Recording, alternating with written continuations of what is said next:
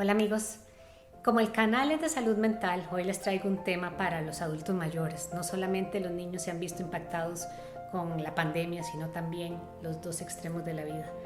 Hoy el doctor Jorge Mario León Salas nos va a enseñar un poco acerca de los problemas que presentan nuestra población adulta mayor, que tienen deterioro cognitivo o que están con demencia, y para los cuidadores, ¿qué estrategias podemos darles? Acompáñenme en esta entrevista y nos vemos luego. Chao. Vamos a hablar de un tema que ha ocupado un papel muy importante y del cual casi no se habla, y es el tema de la demencia. La demencia es un síndrome degenerativo del cerebro que puede afectar la funcionalidad y la independencia de la persona. Ojo con esto, porque se ha considerado incluso como otra pandemia que está en crecimiento, pero de la que casi no se habla. Actualmente 50 millones de personas en el mundo tienen demencia, pero se estima que para el 2050 cerca de 152 millones de personas van a presentar este síndrome. ¿Qué es la demencia? Solamente es un padecimiento que enfrentan los adultos mayores. ¿Podría revertirse el impacto en la salud de un padecimiento como la demencia? El doctor Jorge Mario León es psiquiatra, pero además tiene una especialización en neuropsiquiatría y también en el tema de la demencia. Él nos acompaña hoy para poder desarrollar este tema que, como le digo, es una estadística realmente asombrosa. De hecho, se ha creído que es el mayor reto de salud pública del siglo XXI y curiosamente casi no se habla. Por eso es importante que usted le preste atención al tema y que me ayude a hacer esta entrevista. Si usted tiene un comentario, una consulta que hacer, ponemos a su disposición el Facebook de Buen Día y también la línea de WhatsApp 6087-7777 para que usted se grabe en un videíto pequeño y le haga llegar al doctor también su consulta a través de un video. Doctor, bienvenido, qué gusto tenerlo aquí en la casa de Buen Día. Muchas gracias, muy amable. Doctor, es una estadística que a mí, en lo personal, me impresiona y uno, después de hablar de una estadística tan grande, se asombra de que casi no se hable del tema de la demencia. Me gustaría que usted comience por eso de una manera muy sencilla, doctor, que podamos entender, qué es la demencia. Claro, Omar, la demencia es como lo decías bien, es un trastorno neurodegenerativo. Eso significa que el cerebro va involucionando en sus funciones y que tiene un impacto en la vida diaria de cada persona. Entonces, poco a poco, las funciones mentales van a ir deteriorándose al punto en donde algunas de estas personas van a requerir una supervisión, una ayuda, o simplemente un apoyo para poder llevar a cabo las actividades de vida diaria, que ya sea desde lo más básico, ¿verdad? Como poder comer, alimentarse, vestirse, llevar a cabo un aseo personal, o algo más complejo como podría ser ir al banco, ir al supermercado, utilizar el teléfono, actividades un poquillo más complejas. Doctor, estamos hablando de un padecimiento que se presenta solamente en la población adulta mayor. Claro, creo que es muy importante poder caracterizar y entender mejor lo que es una demencia. Con frecuencia lo asociamos que la demencia podría estar asociada directamente a la persona adulta mayor, es decir, aquellas personas mayores de 65 años que tienen este padecimiento. Lo que hoy sabemos y los estudios nos han demostrado es que las personas con demencia no necesariamente tienen que ser mayores de 65 años. Inclusive tenemos demencias entre los 40 y los 60 años. Eso es algo que hasta hace poquito lo reconocemos. Entonces, es erróneo considerar que la demencia es sinónimo de envejecer. No porque una persona envejece va a tener una demencia. Cuando usted habla de que es un proceso neurodegenerativo, doctor, ¿podría yo también pensar que estos síntomas de demencia incluso pueden presentarse a edades tempranas y van evolucionando poco a poco? Bueno, la demencia como tal es un proceso que se va degenerando poco a poco en las funciones mentales. Entonces se puede presentar a edades tempranas o puede presentarse asociado al factor de riesgo, que es simplemente tener mayor edad. Entonces sí es cierto que personas que están entre los 40 o los 60 años pueden presentar este deterioro cognitivo o deterioro en sus funciones mentales en general y no ser parte de esa población adulta mayor. Entonces ya ahora es cierto que también es un porcentaje menor, entonces más del 60% de las demencias van a estar relacionadas a una enfermedad del tipo Alzheimer, que es lo que generalmente conocemos, pero también las personas adultas mayores van a tener un mayor riesgo de padecer de una demencia. No obstante, puede ser que también se presenten en edades tempranas. Y ahora que usted lo menciona, doctor, porque siempre, y en esto a nivel personal también se me ha dado mucha confusión con respecto al Alzheimer, que uno ya de una vez lo encasilla como una demencia. Y también ha escuchado uno hablar de demencia senil. Y hay como ciertas ramificaciones allí, y qué bueno que lo tenemos a usted para que usted sea el que nos aclare. Cuando hablamos de Alzheimer, estamos hablando de una demencia también. Yo creo que es muy importante poder entender bien el concepto de la demencia, porque si no lo entendemos, entonces utilizamos este concepto en una jerga tal vez errónea o equivocada.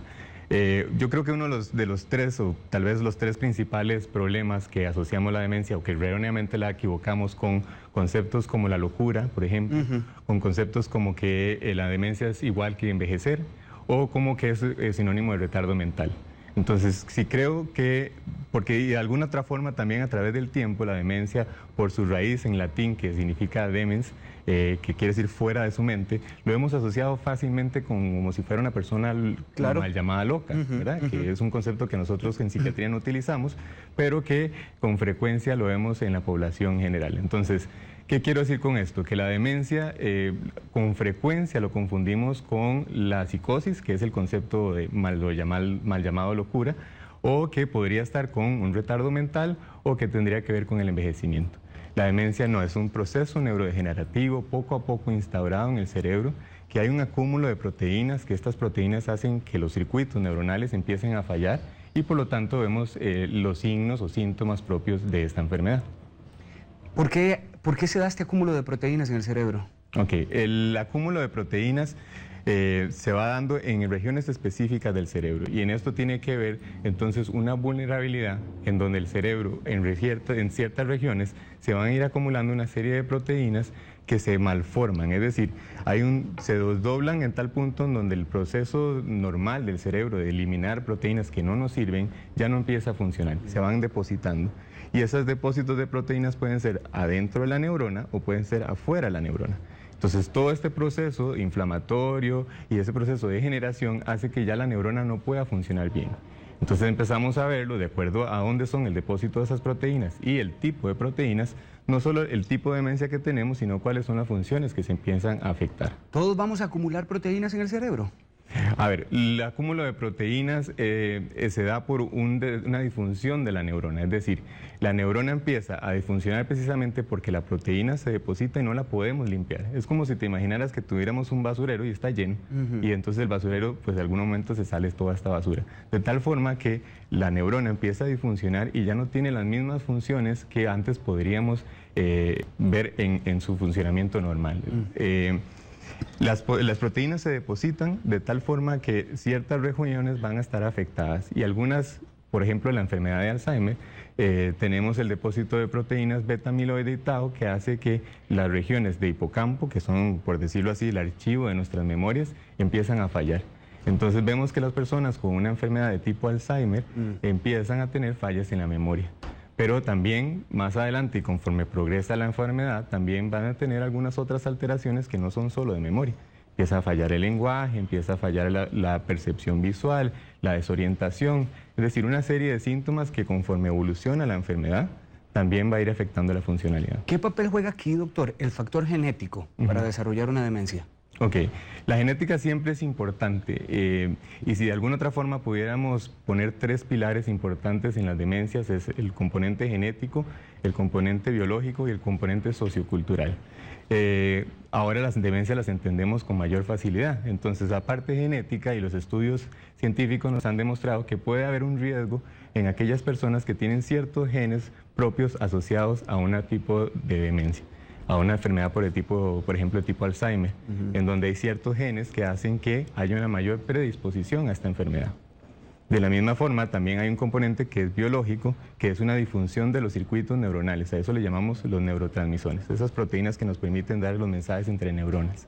Y obviamente el contexto sociocultural. ¿A qué me refiero con esto? Que la persona tenga otros factores de riesgo, que tenga enfermedades crónicas, la diabetes, la hipertensión, es decir, una serie de enfermedades que pueden poner en riesgo que el conjunto de las tres cosas, llámese lo genético, lo biológico y lo sociocultural, intervienen para que una persona pueda tener la demencia. Doctor, colocamos en pantalla en este momento una serie de síntomas, porque quisiera que usted nos explique un poquito que nos ponen en alerta de que se puede estar a las puertas de una demencia. mientras usted nos explica, doctor, lo primero que me llama la atención es hablar de pérdida de memoria. Este es uno de los síntomas principales de una demencia. Ok, aquí, Omar, tenemos los síntomas de la demencia, pero están exclusivamente orientados a la parte de la enfermedad de tipo Alzheimer. Hoy sabemos que las demencias son de otros tipos también, entonces esto sería el prototipo, lo característico que puede suceder en una enfermedad tipo Alzheimer. Empiezan con una pérdida de la memoria, como le decía, el archivero de nuestras memorias se le llama el hipocampo, que es una estructura profunda del cerebro, y empieza a dañarse en etapas más tempranas, y por eso es que la memoria de tipo episódica reciente es la que más se afecta. ¿Qué quiere decir? A mí se me olvidan las cosas que acabo de hacer, ¿verdad? Puse las llaves en algún lado y se me olvidó dónde las puse. Es decir, memoria que acaba de suceder. No así la memoria que es pasada, la memoria de largo plazo. Entonces no se me olvida tal vez el nombre de mis hijos o el nombre de mis familiares o las cosas que yo hice en un pasado. Pero lo más reciente ella empieza a fallar. También, conforme la enfermedad va avanzando y así el acúmulo de esas proteínas que le decía, también va afectando otras regiones del cerebro. No solo los hipocampos, sino que la parte de comunicación. Entonces, una enfermedad tipo Alzheimer, por ejemplo, afecta los lóbulos temporales, que son los lóbulos que tenemos hacia los lados del cerebro, y hace que pueda haber fallas en la comunicación o en el lenguaje. Entonces, se me olvida el nombre de las cosas y yo le digo, Omar, pásame eso, y no me acuerdo el nombre, ¿no? Que son estas anomias.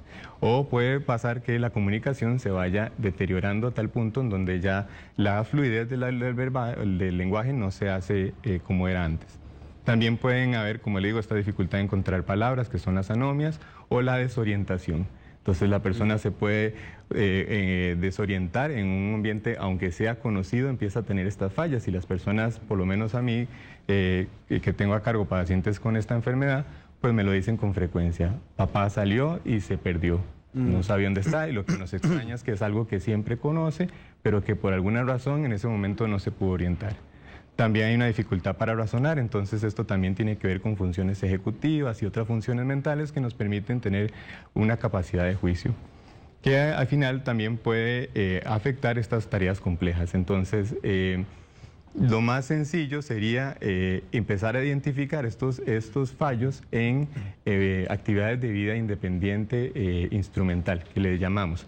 Por ejemplo, ir al banco, por ejemplo, ir al supermercado, tener fallas que no eran frecuentes y que cada vez se hacen más frecuentes o más intensas, ¿no? Doctor, ¿cuándo estos síntomas pueden ya levantar sospecha y de decir, bueno, realmente sí me siento identificado? Porque creo que también cuando estamos viendo la pantalla, muchos televidentes pueden decir, un momento, a mí me ha sucedido, ¿verdad? De un momento a otro dejé las llaves en alguna hora que usted lo mencionaba, yo tuve demasiada empatía con esto y me ha pasado que tal vez no recuerdo algo que acabo de hacer. Sí.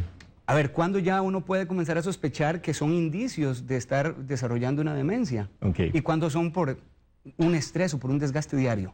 Nosotros podemos mantener olvidos frecuentes en la vida. Yo pongo el ejemplo de las llaves, pero le puede pasar a usted y me puede pasar a mí. Claro. Y no necesariamente tenemos una demencia.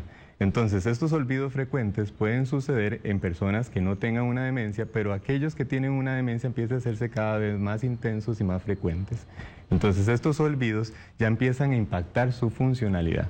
Es decir, a mí se me olvidan hoy las llaves, pero mañana estoy bien y las encontré y no tuve ninguna otra falla. Las personas con una demencia van en un deterioro progresivo, lento, instaurándose cada vez más y cada vez más intenso. Entonces, las fallas en memoria a veces tienen que ver, o lo que la llamaríamos comúnmente falla de memorias, tiene que ver con una falla atencional. No puse atención. Yo probablemente perdí las llaves porque no puse atención donde las puse, ¿verdad? Si vale la redundancia. Pero sí, una persona con demencia no es una falla solamente atencional, sino que es en el registro de esa información. Realmente es una dificultad para accesar esa información en donde yo puse y el recuerdo de donde yo puse las llaves recientemente. A diferencia de una persona, tal vez como usted y yo, que no tenemos una demencia, que la falla es atencional, no pusimos atención.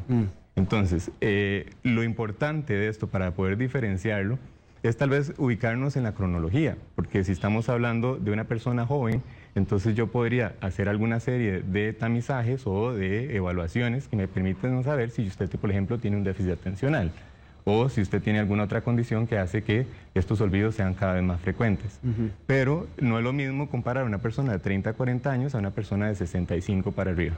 Entonces, cronológicamente ya empezamos a orientar estos diagnósticos. Sí. Y eventualmente, cuando ya son más de 65, podemos hacer otras evaluaciones que nos permiten saber si esto es atención, si es memoria o si son otras fallas cognitivas. Doctor, aquí veíamos en esta pantalla, y usted incluso lo hablaba, que se trataba de una demencia de tipo Alzheimer, ¿verdad? Entiendo entonces que hay diferentes tipos de demencia. Claro. Y quisiera saber si hay una demencia que sea más agresiva que otra. Ok. Las demencias es una enfermedad que en realidad hasta hace poco la conocemos. Es decir, se viene caracterizando desde los 1900 y cada vez la conocemos mal. Entonces, por eso hoy parte de los mensajes que quisiera dar es que no repitamos el concepto de una demencia senil, porque eso está mal dicho. No existe la demencia senil, porque eso implicaría que entonces una persona por envejecer tendría una demencia. Y de nuevo ahora Costa Rica tiene estas famosas zonas azules en Nicoya, en donde hay personas que viven más de 100 años. Entonces no correspondería a una demencia senil, está mal dicho. Pero bueno, el concepto es que la demencia ahora lo conocemos cada vez mejor y lo caracterizamos y clasificamos de acuerdo a esos depósitos de proteínas que le decía al principio. Entonces, si nosotros sabemos la proteína, sabemos el tipo de demencia.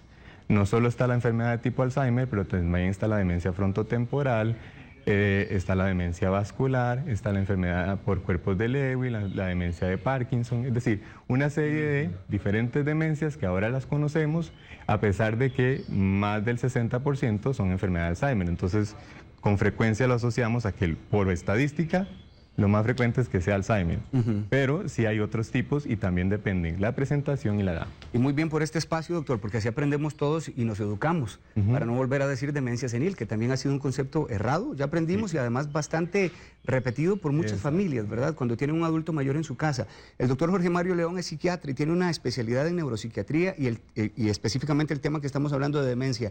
Si usted tiene una consulta que realizarnos, el Facebook está a su disposición y también la línea de WhatsApp 6087-7777. Doctor, Thais está procesando de hecho muchas consultas y dice que hay mucha consulta que tiene un tema en común, y mucho televidente preguntando si la demencia podría ser hereditaria.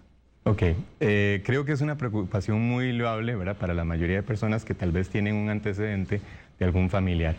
Conforme la población envejece y aumentamos la expectativa de vida, antes usted le podrá preguntar a algún adulto mayor, la gente se moría a los 70. Hoy llegamos a 80, 90, entonces lo que considerábamos la tercera edad, que es mayor de 65, ahora hay una cuarta edad que es más de 80 años, ¿verdad? Entonces cada vez vivimos más y no necesariamente estamos preparados para todas las condiciones que eso implica.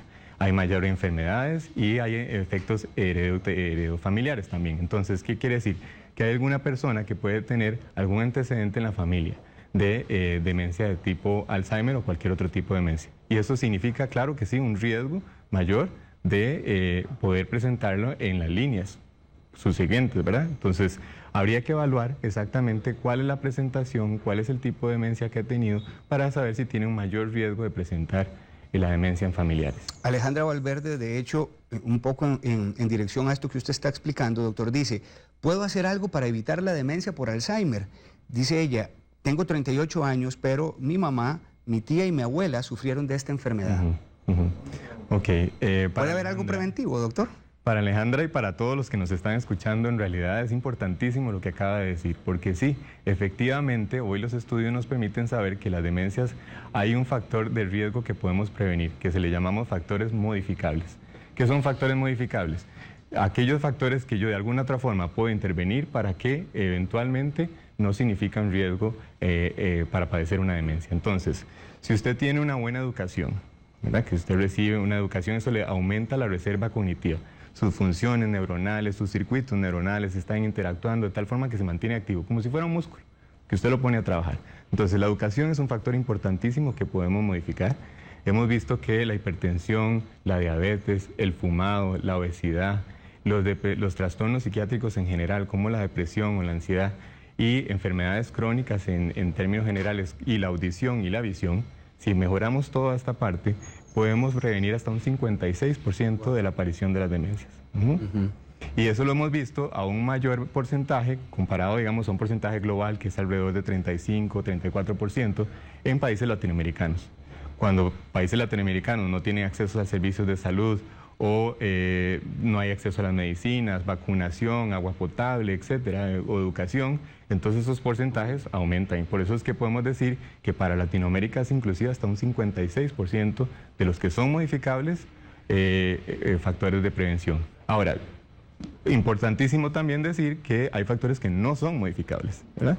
Entonces, para Alejandra y las personas que están preguntando sobre este tema, también sería importante decir que hay factores que yo no puedo modificar. La edad, yo no la puedo modificar. Sigue siendo la edad un factor de riesgo para que yo padezca una demencia. Si yo vivo más, hay una mayor disfunción de los circuitos neuronales y también eso podría ser un factor de riesgo. Y la parte genética, que si usted tiene componentes genéticos en su familia importantes para una demencia, dependiendo cuál tipo sea, también es un factor que yo hasta la fecha no lo puedo modificar. Eventualmente vamos a tener una proteína o alguna terapéutica que podemos cambiar las proteínas y el ADN para cambiar eso. En este caso, tanto para Alejandra, que gracias por colocarnos tu ejemplo, y muchas personas que han tenido familia o con algún familiar con Alzheimer, esta parte preventiva es esencial, doctor, estas modificaciones que usted está comentándonos. Claro, o sea, imagínate, Omar, que esto tiene que ver inclusive con países de pequeño mundo, mal llamados, ¿verdad? O de bajo ingreso económico, en donde la limitación en servicios de salud o el acceso a vacunación, agua potable, etcétera, llega a ser un factor muy importante. Si nosotros podemos mejorar esta parte, podemos ofrecerle educación a la población, si podemos saber de que desde la edad de 30 años empecemos a envejecer, y no es a partir de los 65, ¿verdad? Desde los 30 años nuestras células empiezan a envejecer. Si nosotros a los 30 años decimos, no, es que a mí no me va a dar una demencia, ¿verdad? Pero si usted fuma, si usted no hace ejercicio, si usted tiene alguna enfermedad crónica descompensada, una serie de factores de riesgo que usted a los 30 años dice, no, a mí no me preocupa, ¿verdad? Porque yo estoy joven y estoy bien. Eso se va a ir acumulando como factores de riesgo para que usted a la edad de 80 años, que probablemente todavía va a estar vivo, vaya a ser un factor de riesgo. Tengo una consulta acá de doña Luz Marzú y le pregunta, doctor, ¿es normal que una persona con demencia siempre ataque a su esposa con celos y palabras groseras? Ok. Doña Luz nos pregunta sobre síntomas asociados a la demencia, ¿verdad? Entonces ya sabemos que hay una caracterización cognitiva, fallas en memoria, concentración, atención, etcétera, pero también hay síntomas conductuales y psicológicos asociados a la demencia. ¿Qué quiere decir esto? Que la persona con demencia, conforme se va deteriorando, puede presentar síntomas afectivos, ansiedad, depresión, pero puede presentar psicosis también, ¿verdad? Entonces, que es esa pérdida del contacto con la realidad. Entonces yo creo que usted me está haciendo daño, yo creo que usted me esconde las cosas, yo estoy casi seguro que usted se robó mis llaves y no me las quiere devolver, ¿verdad? Entonces pueden presentar síntomas psicóticos, pueden presentar síntomas afectivos y algunos de estos tienen una manifestación en conducta. En términos generales, para doña Luz y para todos los que nos están escuchando, nosotros somos pensamientos, emociones y conductas. Si usted tiene una conducta, que es una conducta problema, probablemente está asociada a una emoción y a un pensamiento. Pero si usted tiene una falla cognitiva o una demencia en términos generales, nosotros le llamamos necesidades insatisfechas. ¿Qué quiere decir eso? Que yo no me acuerdo dónde puse las llaves, ¿verdad?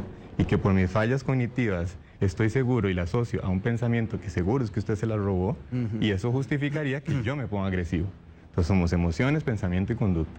Si yo identifico que esto es una necesidad insatisfecha, que esta persona lo que quiere es buscar las llaves porque no sabe dónde están, y se le echa la culpa a usted, entonces podemos entender más por qué es que suceden estas conductas más que confrontarlos. ¿Me explico? Sí, bastante interesante, doctor. Hay una consulta en video de parte de un caballero, doctor, que tiene que ver con los movimientos de luna y la demencia. Vamos a escucharlo. Buenos días.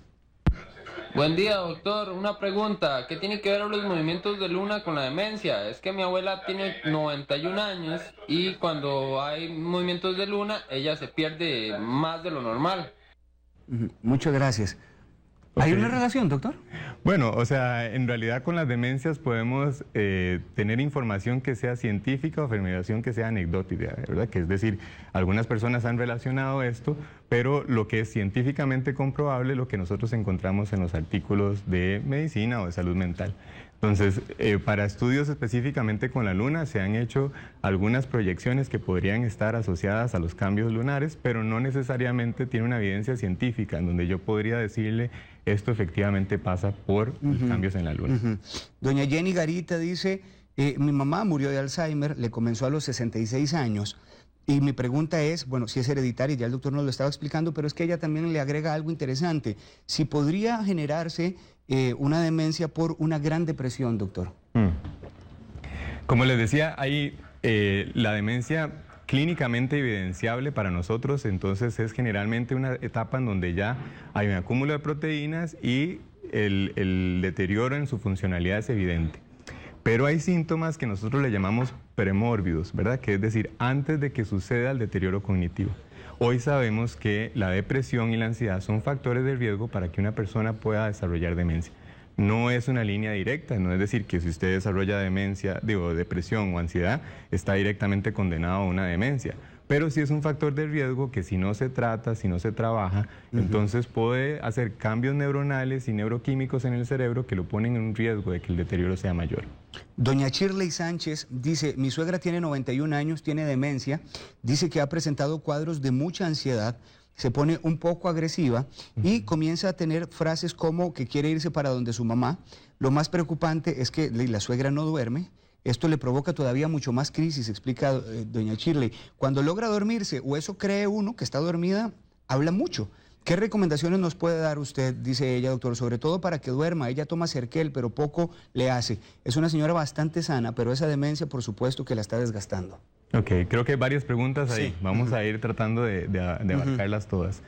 Efectivamente, lo que ella describe es lo que nosotros estábamos mencionando como síntomas psicológicos y conductuales asociados a una demencia. El deterioro, entonces, en funciones cognitivas, tiene un impacto en la parte de pensamientos, emociones y en conducta. Entonces, si estas conductas son un problema, también hay que verlas como esas necesidades insatisfechas.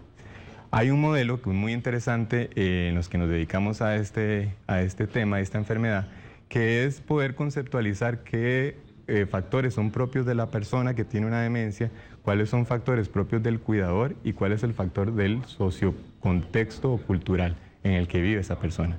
Entonces puede ser que esta persona que tiene estos síntomas conductuales, de agresividad o demás, o de ansiedad o depresión, pueden estar asociados a que haya un problema propiamente en la persona, que no está entendiendo el deterioro cognitivo, que el cuidador no sabe manejar estos síntomas, lo confronta o lo regaña o le dice alguna otra forma que más bien lo descompensa más. Esto no debe hacerse entonces, doctor. Entrar en el regaño y esto. Primero hay que entenderlo, porque si usted no lo entiende, ¿cómo lo cambia? ¿Verdad? Primero lo tienes que entender para saber qué es lo que está sucediendo. Entonces, entenderlo significa que yo pueda caracterizarlo mejor y saber por qué es que está pasando esto. Muchas veces esas son necesidades insatisfechas. Entonces, confrontarlo no nos sirve de nada. Nos ponemos más agresivos. Si yo le digo a usted, Omar, esas llaves yo se las di a usted. Yo no las perdí, yo no se las robé. Pero usted está seguro en su deterioro cognitivo que esas llaves usted me las robó. Yo las robé a usted. Ajá, entonces sí. No hay forma de que yo lo pueda confrontar y esto tenga una resolución positiva. Entiendo. Entonces, confrontar nunca es una opción. Pero entenderla, ¿por qué es que está sucediendo? ¿Será que es que realmente tiene fallos en la memoria y por eso es que nos estamos peleando? ¿O hay algo que yo, como cuidador suyo, con una persona con demencia, puedo estar haciendo mal o estar haciéndolo mejor? O si es el contexto, a veces tiene que ver la casa, tiene que ver que estén encerrados o que no estén durmiendo bien o que el cuarto se nos desoriente, se pierdan y entonces no saben dónde están y ahí es donde se ponen agresivos. Y hay otra condición que era lo que nos lleva a esta pregunta muy importante, que es poder diferenciar el deterioro propio de una demencia que, como le digo, es progresivo, es lento, es poco a poco, de algo que sucede de un pronto a otro. Entonces, ya es una persona, por ejemplo, como ella, con un caso de 90 años y más, que tiene una demencia, que está diagnosticada, pero que de un pronto a otro hubo un cambio abrupto, en donde se puso muy agresiva, no está durmiendo, fluctúa su estado de alerta, a veces está dormida, a veces está despierta, y entonces hay unos cambios que son muy evidentes, abruptos, es decir, agudos en el momento. Eso nos hace pensar en lo que nosotros consideramos un síndrome confusional agudo o un delirio. Eso es alguna condición que nosotros no podemos explorar porque el paciente o la persona no me lo puede explicar, se lo olvida o tiene dificultades en el lenguaje y puede ser una causa reversible, es decir, una infección o que no esté durmiendo bien o que tenga alguna condición, descompensación de sus enfermedades de fondo que hace que el cambio sea abrupto. Hablaba ella, doña Shirley, que le estaban dando Serquel, creo que así es como el medicamento, pero poco le está haciendo, doctor. para ella, para dejarle ya la respuesta bien clara, ¿qué recomendación puede darle usted para lograr conciliar el sueño a esta señora? La quetiapina o este Seroquel, que es el medicamento que con frecuencia lo utilizamos para manejar estos síndromes conductuales, puede ser dosis dependiente. Entonces, no le estoy diciendo que aumente la dosis, porque nunca deben aumentar la dosis sin una indicación médica. Pero puede ser que el ajuste de la dosis sea lo necesario para que la persona duerma bien o que las conductas mejoren. Muy bien, tenemos una consulta de parte de una señora con respecto a una demencia que está presentando su hermana. Buenos días, señora. Buenos días. Tengo una hermana con un deterioro cognitivo multidominio. Ella tiene 52 años. Por una situación laboral que ella tuvo, nos han dicho que eso puede ser, o sea, que esa demencia que ella presenta es un bloqueo. Pero yo quisiera saber su opinión. Muchas gracias. Casi no le escuché, Sí. pero me imagino que es el deterioro cognitivo por una situación laboral. Exactamente, Sí. pero además que le han dicho, porque yo tampoco le estaba escuchando mucho, que le han dicho también que puede ser un bloqueo. Quiere saber si hay una diferencia, doctor, entre el tema de la demencia o un bloqueo. Así le entendía a la señora. Okay. O espere, para hacerla más precisa aún. Víctor, ¿podemos subirle un poquito el volumen ahí a esta parte para que el doctor la escuche? Jorge, ¿me repite la consulta, porfa? Gracias, muy amable. Aquí va de nuevo, Buenos doctor, para días. escuchar. Tengo una hermana con un deterioro cognitivo multidominio. Ella tiene 52 años. Por una situación laboral que ella tuvo, nos han dicho que eso puede ser, o sea, que esa demencia que ella presenta es un bloqueo. Pero yo quisiera saber su opinión. Muchas gracias. Ahora sí, doctor. Ok, creo que tenemos más claridad, ¿no? El cuadro corresponde a una persona joven, estamos hablando de una persona de 51 años. Habría que ver qué tipo de deterioro cognitivo tiene, ¿verdad? Y si se ha logrado caracterizar. Es decir, no todo deterioro cognitivo significa una demencia. Deterioro cognitivo es simplemente que las funciones cognitivas, memoria, concentración, atención, fallan.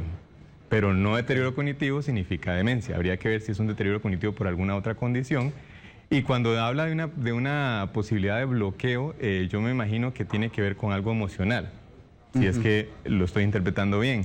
Si el efecto estresor, que es el trabajo, la carga laboral o el estrés laboral, podría generar un bloqueo en donde su deterioro cognitivo se haga mayor.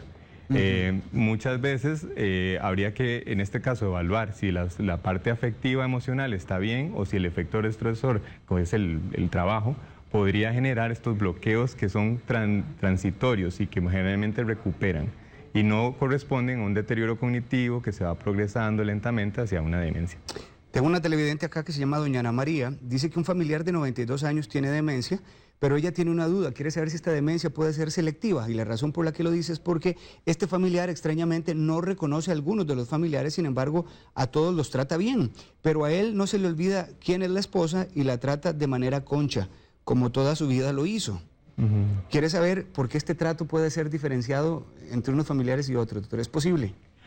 Yo creo que es una pregunta muy noble, porque en realidad sucede con gran frecuencia, ¿verdad? ¿Por qué es que a mí me trata mal y por qué a mí no me trata mal? Si es que lo está haciendo para manipularme o si lo está haciendo porque realmente tiene un deterioro.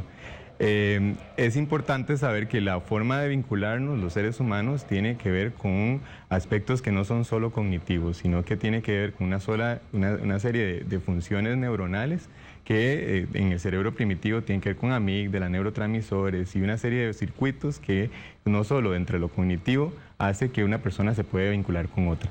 Entonces es frecuente que una persona, si vive por muchos años con este mismo familiar, tenga un vínculo diferente y su dinámica entre los dos es diferente a la que tenga con otra persona que está fuera de la casa, como sus hijos, si es que entiendo bien, ¿verdad? Entonces, la dinámica entre esta persona va a establecerse desde antes del deterioro.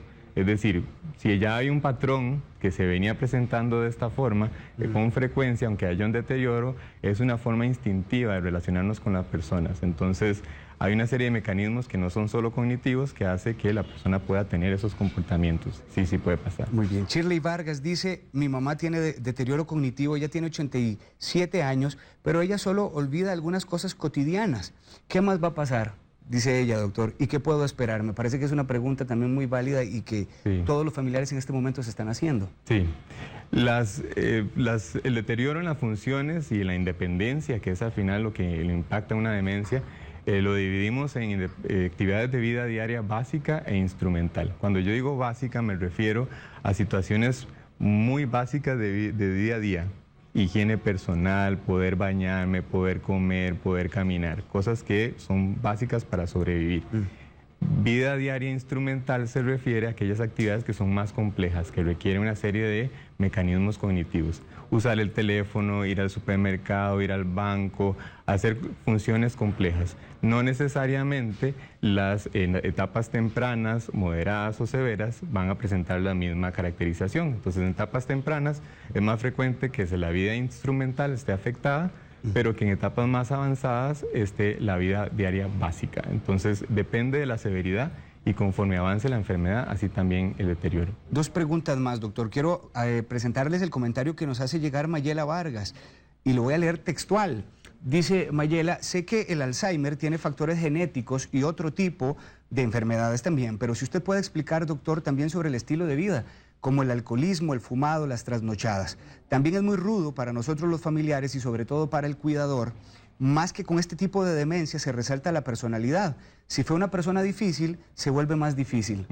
Me parece que este es un claro ejemplo de alguien que está teniendo una experiencia de vida que tiene que ver con el tema, doctor. Sí. Pero también ella hace la acotación acá de alcoholismo, fumado, trasnochadas, como también factores de riesgo que pueden empeorar el panorama tiempo después. Sí.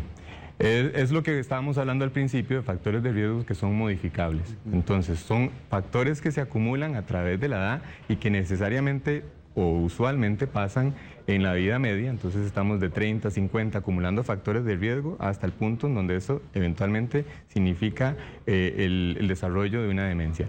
Entonces, factores como el alcoholismo, definitivamente, el consumo de drogas, traumatismos craneoencefálicos también son un factor de riesgo.